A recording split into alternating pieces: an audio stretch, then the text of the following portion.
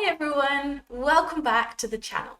If you're new here, I'm Izzy. Most people don't know that my name is actually Isabella, but it feels weird to be called Isabella, so Izzy is fine. I'm your B2 first and your C1 advanced exam preparation teacher, and I also teach B2, C1 and C2 general English group classes online. Today, we're going to take a deep dive into the C1 advanced exam, also known or formerly known as the CAE exam. I'm going to be breaking down each paper, giving you some of the important tips that you need and essentially explaining how the whole exam works. So if you're new to C1 exam preparation, this is a great video to start with. I'm also going to show you how to prepare like a pro. So grab a tea or grab a coffee if you're a coffee enthusiast like me. Coffee. That would be lovely. And let's jump in.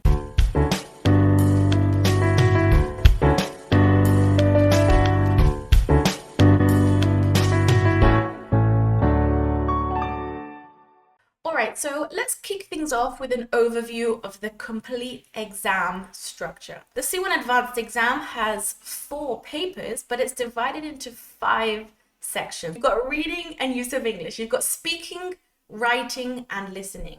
Now, although reading and use of English are on one paper, you get separate marks for reading and use of English. So this is worth 40% of your marks. Speaking is 20, writing is 20, and listening is also 20%.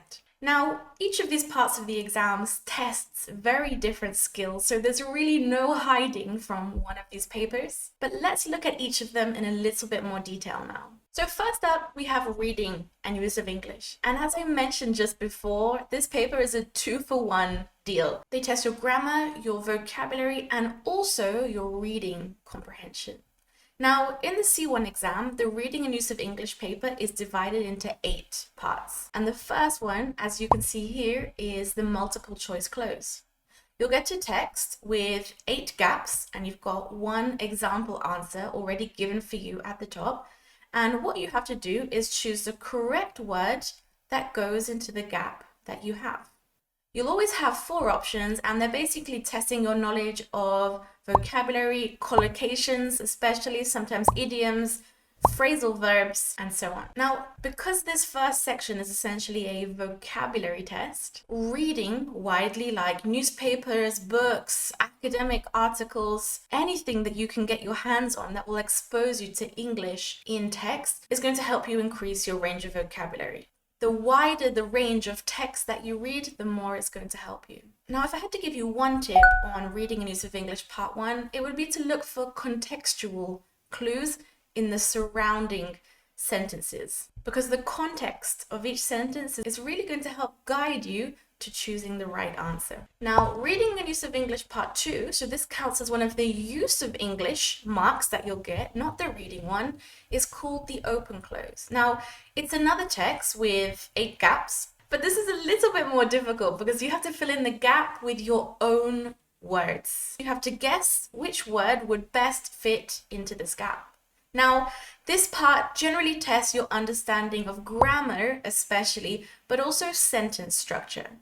Now, these words are usually pronouns, prepositions, auxiliary verbs, conjunctions, determiners, and so on. So look at this here. The truth is, nobody really knows how language first began. So you'd have, well, because this is an example sentence, they've given you the first one to show you how to answer your question on your exam paper, and then the rest is up to you. So look at these sentences here.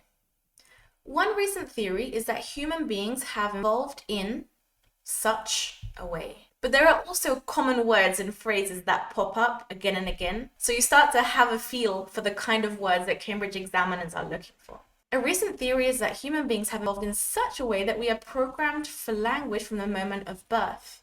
In other words, language came about as a result of an evolutionary change in our brains. So here, they've said the same thing, but in a different way, right? So my logic leads me to believe that this is going to be a conjunction. Ooh, part 3 is word formation. Now, this is probably the nicer of the use of English questions. The use of English marks are for questions 2, 3, and 4. So questions 1, 5, 6, 7, 8 will be your reading mark. So In the use of English word formation exercise, as you can see, you'll get a text with 8 gaps again, and you'll get a root word for each gap. Now, your job is to transform the root word into the correct form, like magic. Now, it could be a noun, it could be a verb, it could be an adjective, it could be an adverb. So here, the word that they gave you was profession, but the word that makes sense in this context is professional. So in this case, they changed it from a noun to an adjective. And one of the best ways to prepare for the word formation exercise is to have a notebook and create word families. So when you're learning new vocabulary, for example, imagine you're writing in your vocabulary notebook for the first time the word profession. You might have a list of nouns, a list of verbs, a list of adjectives and adverbs. So when you learn one word, learn the word in all of its forms, okay? Imagine you're learning the word fit for the first time. You're going to the gym, you're full of energy, and someone says, oh, you're looking fit. And you might say, this is a great opportunity to learn lots of vocabulary. So fit might be the adjective. You might go to your dictionary and think, what is the noun? You might write fitness, okay? And so on. Now, something that's going to help you in this part of the exam is to consider the grammatical role of the word in the sentence. Okay, so look at the words that come before, look at the words after, and try to guess what type of word it is. Is it a noun? Is it a verb? Is it an adjective? And then once you know what kind of word you need, you can transform the word they gave you accordingly. Now comes the part which is probably the most stressful part for most students who are taking the B2 or the C1 exam, which is keyword transformations. This is the last use of English exercise. As I said, parts 2, 3, and 4 are going to be your use of English marks. And in this question, you can get up to 2 marks for each answer. There are 6 questions, so you can get 12 marks. 12 out of the 28 marks of use of English. So if you think about it, it's worth almost half of your use of English marks, meaning almost 10% of the exam. Now, this part of the exam is all about paraphrasing.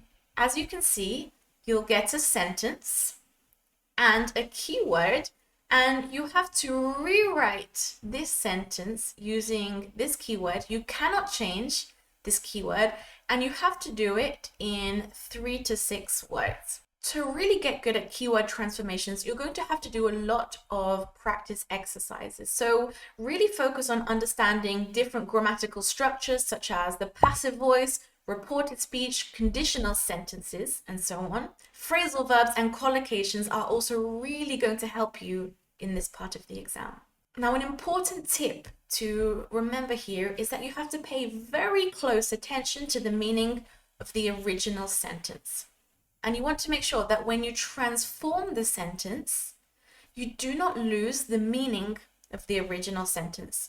Students who change a word unnecessarily or who do not include one of the important words from the sentence above miss out on those really important marks. So look at this one here.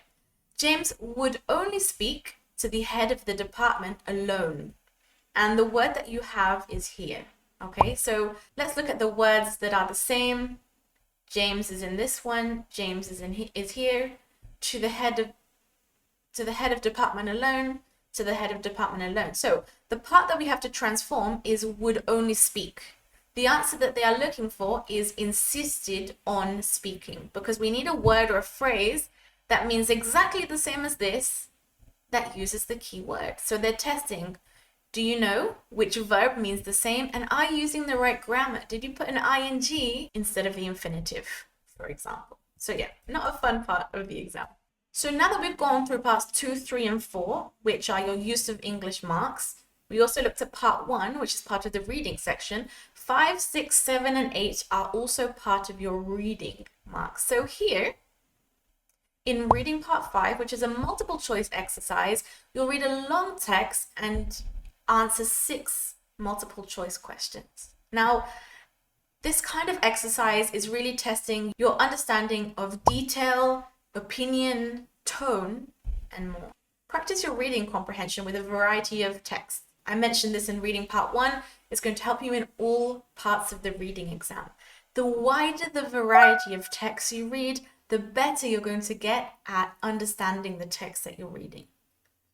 What's also really important is to get comfortable with different genres and different registers. Don't only read articles from one news website, for example. Read informal text like blog posts, for example. Read news articles as well. You might want to read an academic essay because the more you practice, the better you get. Now, one of my tips for this part of the exam is to read the questions first quickly. So just skim the questions so that when you're reading this text, you know what you're looking for. Also, properly understanding what the question is asking and being able to find that specific answer in the text is going to really help you. Reading part 6 is called cross-text multiple matching, and you essentially have 4 short texts and you have to match these statements, all these opinions, to the people who express them. So it's all about comparing and contrasting. To prepare for this part of the text, practice identifying key arguments and contrasting points of view. This is going to help you quickly pinpoint who said what. And an important tip for this part of the exam is to focus on identifying unique opinions or facts attributed to each speaker or writer. So look at paragraph 1. What are the main opinions of this person? Look at paragraph 2. What are they trying to say in this paragraph? And what are the differences between the two? Now, reading part 7 is called the gapped text. I personally like this one because even if reading is not your forte, you can generally rely on your grammar skills to do well in this part of the exam. So you have a text here with removed paragraphs and you need to put them back in the correct order, kind of like a puzzle, but with words. So again, another thing that's going to help you is to practice reading texts that have logical structures and have a look at how paragraphs flow from one to another. Now, a tip that's really going to help you in this part of the exam is to look for clues, right? Like to be a detective. So you might look for linking words, you might look for pronouns, maybe phrases that refer to earlier parts of the text, which are going to give you clues as to where to put each paragraph. So look at this one, for example. This paragraph says the results, which are expected shortly. So the section that we're looking for is probably going to talk about something which produces results, right? And then we see the word results, and then it makes sense that this is the next paragraph. Look at this one, for example. This is what makes many people think that the wild cat is a species in its own right. So what could they be talking about that makes people think this about wildcats? Well, at the end of one of these paragraphs, they probably mention something that will logically take us to this paragraph. So it's all about clues. It's all about being a detective. And last but not least, we have a multiple matching exercise. Now here you'll read several short texts and match them to a list of questions. I know this seems like a reading marathon, but stay strong. Here you're going to want to develop the ability to quickly identify the main idea of short text. So practice scanning text and looking for very specific information. An important tip here is to first understand the general theme of the question. Now, as with all of the reading questions, you're always going to be able to find your answer in the text. Okay, so have a look at this first one here. Which consultant makes the following statements? Keep your final objective in mind when you are planning to change jobs. So in one of these texts, in other words, they're going to be talking about the final objective when changing jobs. And when you find it, make sure you underline that part of the sentence. If there are some questions that you're finding difficult, at least you'll be certain of the ones that you did already, because you can say, this is exactly where my answer is. A very common mistake, especially for students who are doing the reading questions, is they get stuck on one question for too long. Now, remember, you have to read 5 long texts and do 3 use of English exercises in an hour and a half. So that essentially gives you 11 to 12 minutes per exercise. So if there's a question that you're finding really difficult, don't panic. Deep breath, deep breath. Deep breath. Set it aside and come back to it at the end. All right, now we really powered through the reading and use of English paper really quickly. But I wanted to jump in here just to remind you guys that I do have a free C1 Advanced exam preparation course where I go into a lot more detail, not on all parts of the exam, but on some of the hardest parts of the exam. So I'll leave the link in the top right corner here, and also in the description box below, so you can jump in to this free course right now and start feeling much more confident about exam preparation. Let's jump into the writing exam, which after use of English is probably the part of the exam that students hate the most, but I'm going to simplify things just a little bit more. All right, let's jump into the writing paper. Now, this is a bit less complex than reading and use of English that has 8 parts, because the writing paper has just 2, and you have an hour and a half to write 2 texts. Now, you have no choice about the first text that you're going to write. It's always going to be an essay, which is good because it means you can prepare for it really well, and it's always presented in the same way. And for the second part, you can choose between 3 different texts. So here they've offered you a report, a review, a letter. It could be a formal or an informal letter. A proposal could also come up. Now, with both of these texts, you're going to have to write between 220 and 260 words, which in reality is not very long, which is good, but it means that the words that you write down really have to be good, because it's not about length, it's about quality. Now, when it comes to both of these texts, it's really important to plan what you're going to write. And I say this because it's probably one of the most common mistakes that I see my students make, is that they read the question and they just jump into their answer. But before you start writing, spend about 10 minutes planning. I know it sounds a lot when you have about 45 minutes to do each question, but by creating a good plan, you're going to ensure that with your essay, for example, you have a strong introduction, you're talking about 2 of these points in detail, you're really answering the question, and you're not including any unnecessary information. Now, for those of you who panic about writing, have no idea how to write for the Cambridge English exam, I actually have a C1 Advanced writing guide which tells you exactly how to write each of these texts specifically for the Cambridge Advanced exam. I give you templates so you know how to structure your essays, vocabulary, example answers, and so much more. So, how can you prepare for the writing exam? Well, firstly, get really good at writing essays and make sure that you can express your opinions on a variety of topics. When it comes to reports, proposals, reviews, and letters, each of them also has their own structure and their own style. So it's important to know what the examiners are looking for when it comes to writing each of these tasks. Now comes the listening paper, which students either love or hate. Students who have a lot of practice listening, for example, by listening to music in English, listening to podcasts, watching YouTube, generally don't have a huge problem with this part of the exam. But for those of you who don't have as much contact with English, this might be just a little bit harder.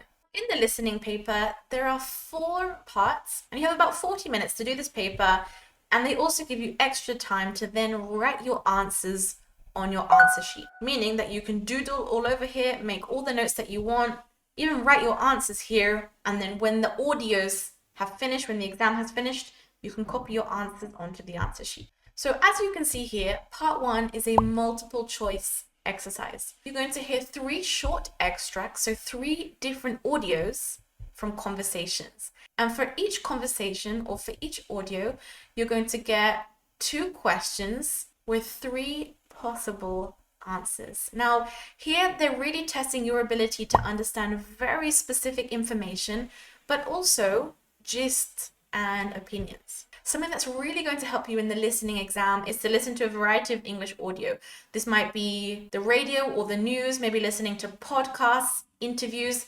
Different accents is important because it can be difficult to train your ear to new sounds. And more importantly, if you can, listen to audio with no video. Because when you can see the video in front of you, for example, on YouTube, there are lots of visual clues, right? You can see how people are feeling based on their body language, on their facial expressions, and you don't get that when you're only listening to audio. So practice listening as much as possible without transcripts and without seeing the person speaking. So listening part 2 is called the sentence completion. So in this part, you're going to listen to just one person speaking, one monologue, and fill in the missing information in these sentences. Here, they're really testing your ability to understand very specific information and details. So you're going to be writing the exact words that they say in the audio on the piece of paper, and it has to make sense in this context. Now, just like we had a look at in reading and use of English, a tip that's going to help you here is to pay attention to signpost words or to clues that are going to indicate important information. So look at this, for example. John planned to write a something for a website. So you can predict what kind of word it's going to be, right? It has to be something that you can write. It might be a post for a website, for example. If we're talking about a trip to South Africa, Josh was surprised to see something being grown in the first area they visited. So we know that we're probably looking for a plant of some kind, all right? So use your logic and try and predict what kinds of words are going to be in each gap. Listening part 3 is a multiple choice exercise again. So here we'll have a long conversation, in this case an interview. They give you some clues at the beginning, and they're going to give you 6 questions with 4 choices here. Now here, they're really testing your ability to follow complex arguments and identify opinions and attitudes. So if you know there's going to be a conversation in listening part 3, practice listening to conversations or interviews and really pay attention to see if you can follow the arguments and follow the ideas that they are expressing. Now, a common mistake that students make in listening part 3 is they panic because they think that they have missed something in the listening. Now, remember that in the listening exam, you hear every audio twice, okay? So instead of panicking, move on, keep going, and the second time round, you can check your answers and try again, all right? Also, the better you get at listening, the better you can guess the answers. So if you've made it to the end of the listening and you think, I didn't hear the answer in the listening, use a logical guess or use your best guess to at least have a go at answering the question. Ooh, and last but not least, we have listening part 4, which tends to be one of students' least favorite parts of the listening exam because there's a huge difference between the B2 First and the C1 Advanced when it comes to this exercise because you have to do 2 exercises at the same time. Everybody panic! Now, this part of the listening exam is called multiple matching. So you're going to hear 5 short monologues. You can see speaker 1, 2, 3, 4, and 5. And you have to match each speaker to the list of options that you have on the side. And the same with the second part here. So look at the question. While you listen, you must complete both tasks. In the first activity, you have to choose from the list the reason each speaker gives for changing job. And in the second one, what each speaker feels about their new job. So as you're listening to the audio, you have to try and fish for or listen for the specific information. Why did they change job? How do they feel? So you're going to listen to speaker 1, you're going to read through this list and think, which one refers to what they mentioned? It sounded like they were talking about the workload, so speaker 1, workload. How do they feel? Maybe they said that they're happy to feel in control now, so speaker 1, G. Some students will listen to the audio and do task 1, and the second time the audio plays, they will do task 2. I don't highly recommend that because if you miss one of the answers here and then you move on to task 2, you're going to get very confused because you won't be able to fully concentrate on task 2 knowing that you haven't finished task 1. So you're going to have to get good at listening to an audio and trying to hear for 2 very specific pieces of information at the same time. The second time you listen, you can use it as a way to check over your answers. Now, a good tip for this part of the exam is to take notes on key points, okay? When you're listening to text, write down what are the main ideas that they are saying and what specific opinions do they have. The better you get at listening out for specific information, the easier you're going to find this. Now, I know I've been talking for a long time and you're probably thinking, what have I gotten myself into? This sounds like the most horrible exam in the world. I know the first time you learn about C1 exams and how they work, it's all a bit overwhelming, right? I mean, the exam itself is more than 4 hours long, but just remember the end goal.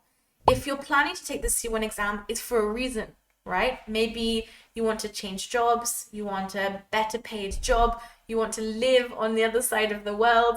Maybe you want to get into the university of your dreams. Focus on that reason because I'm not going to lie, it is going to be a difficult journey, but it's not something you'll have to do forever. So stick with me for the last part of the video, which is going to be the speaking exam.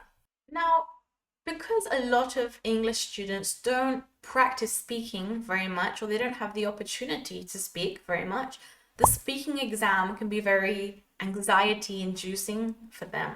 Funnily enough, it's the shortest part of the exam. It's only about 14 minutes long, and you do it with somebody else, so there's not actually a lot of speaking time, but because you're face to face with an examiner, it can feel quite scary. Now, the speaking exam is divided into 4 sections. You're not going to see this piece of paper in the exam. This is what the examiners have, but at least you have an idea of what they're going to ask you. Speaking part 1 is called the interview part. So you're going to not really have a conversation, but the examiner is going to ask you questions about familiar topics. For example, where you live, what you like about learning English, do you like using the internet? So not very deep questions, but questions about you, your life, your family, and things like that. And the objective is to answer these personal questions as naturally as possible. Okay? So what's going to help you in this part of the exam? Talking about yourself. You want to be direct and to the point, but also be informative. So don't say, I live in England. I love dogs. I love computers. You always want to expand or give a little bit of extra information. Now, speaking part 2 is definitely the part that my students at least struggle with the most, which is called the long turn. And again, it's essentially a 60-second monologue where you're going to be given 3 pictures here and 2 questions. And what you have to do is to compare and contrast 2 of the pictures and answer 2 questions in 60 seconds. So you really have to train for this part of the exam.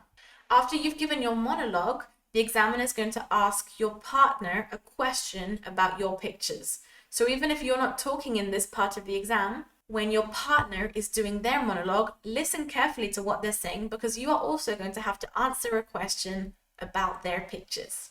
Now, things start to get interactive in speaking part 3, because in speaking parts 1 and 2, you do not talk to your partner, but in parts 3 and 4, they're really testing your interactive communication skills. So what you can see here is called the collaborative task. You and your partner are going to discuss this situation. You're going to answer these questions, and you have some subtopics here to give you a helping hand. And they want to test your ability to have a conversation with another person. After you've had your 2-minute discussion, they're going to ask you to reach a conclusion together. So here they're testing your negotiating skills. So first they ask you to have your conversation, talk to each other about what people have to consider when making decisions, and then you have 1 minute to negotiate. You have 1 minute to decide in which situation it's more important to make the right decision. So here you really want to practice your conversation skills, but also your decision-making and negotiating skills. You might be thinking, Izzy, what are you talking about? How am I supposed to learn all this? Don't worry, I really explain everything in detail in my course so that you don't have to panic about this. And last but not least comes speaking part 4, which is a discussion. Now, again, you will not see the questions that you have in front of you. This is the examiner's script, but you're going to be asked some slightly more abstract or difficult questions related to the discussion that you had in speaking part 3. So speaking parts 3 and parts 4 are going to be on the same topic, which is why it's really important to get comfortable speaking about a variety of topics in English. Because even if you're good at speaking, but they give you a topic that you have no idea how to talk about, you're going to find this part of the exam really hard. And if you're sitting here and thinking, okay, speaking is definitely not my strong suit, I'm not good at speaking about things that I don't have a lot of knowledge on, I offer popular speaking group classes where we talk about different topics every week, like decision-making, happiness, artificial intelligence, with the objective of getting you confident to talk about a variety of topics, to write about a variety of topics, and to understand lots of topics. These classes are called English Mastery classes, and I'll also leave the information down below if you're realizing that you need some help boosting your level of English. Now, I know this video was probably a little bit longer than you expected it to be, but you made it to the end, which shows to me that you are dedicated and you are ready to start preparing for this exam. Now, remember, the most important thing is preparation. Preparation is key. So keep practicing, take baby steps, and the most important thing is to stay calm and believe in yourself. Sometimes when we look at where we want to be and we focus too much on the end goal, instead of focusing on little steps that we can take, it gets overwhelming. right? And we panic and we think, I'm never going to be able to do this. But can I share a little secret with you? The only way and the best way to get to where you want to be is just to focus on the next step that you're going to take. Because even the most successful people, the best English learners, if they focus on where they want to be, like being a native like speaker, for example, that will make anybody panic. The same with me. If I think of where I want to be in the future or where I'm not right now with my business, I start to spiral, and the only thing I want to do is lie in bed and cry because there's so much to do between here and there. But the thing that's going to help me get to my end goal is just by doing something. So just do one thing today to get closer to where you want to be. Tomorrow, do one more thing. And in 1 year, when you look back at how far you've come, you're going to realize that the sum of those 300 baby steps that you took is going to be massive, and you're going to be much closer to your goal. Now, I know I mentioned this quickly towards the beginning of the video, but if you're thinking, holy macaroni, there's so much to learn and I don't even know where to start, then as I mentioned, I have a free exam preparation course, which is going to help you start learning the step-by-step process to passing your exam. You might have seen today that every exercise has very specific strategies that you need to follow. And the Cambridge C1 Advanced exam is kind of like a game that you have to play, and you have to learn the rules. And all of the rules to pass this exam are in my step-by-step course. So I'll drop my free C1 Advanced course. I also have a B2 First course if you think that C1 is not the right level for you. And I think the last thing to say is thanks for watching. Thanks for being here. I honestly really appreciate anyone who has taken time out of their day to watch these videos. I know exam preparation is not the most interesting thing to do, but it really makes my little heart warm to know that I've been able to help you in some way. And I would really appreciate if you could, like this video, maybe write a little comment so that the YouTube algorithm knows to, send these videos to other people who might be preparing for exams and learning English. It's kind of like giving me a little virtual hug, I guess you could say. Anyway, until next time, stay curious, stay learning. Wow. So you've got reading and use of English, which is one paper. Speaking, I'm getting confused with the where's my reading paper? Here it is, I found it.